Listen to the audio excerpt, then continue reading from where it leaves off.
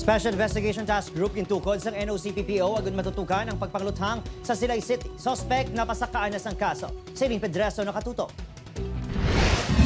Nagapadayon ang pagpangita sang kapulisan sa dugang ang mga ebidensya agud matumod ang mga kaupdanan sang suspect na sinantad punong barangay Arnie Benedicto sa pagpangluthang sa barangay Mambulak, Silay City, Negros Occidental nga nagresulta sang kabatayon ng Day Albert Salimbot kag Ronnie Piedad.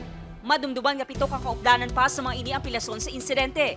Gani gintukod sang Negros Occidental Police Provincial Office ang Special Investigation Task Group nga magatutok sa investigasyon. Unti-unti naman meron na tayong mga leads at meron na tayong mga person of interest. Dalawa pa rin. May informations kasi na nakalabas sila prior yung pag-cordon natin doon sa area. Nagapabilin sa kustudiya sa CIDG Negros Occidental ang suspect na voluntaryo nagsungka sa otoridad pila ka oras matapos ang pagpaniro.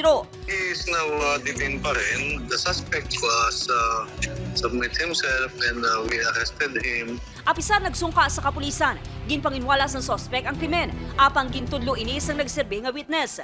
2 counts ang kaso nga murder, kag 7 counts ng frustrated murder ang ginpasaka na batok sa suspect. Ginpadulungan sa news team ang balay sang nasamit nga punong barangay, apang wala nagatubang sa team ang iya mga himata.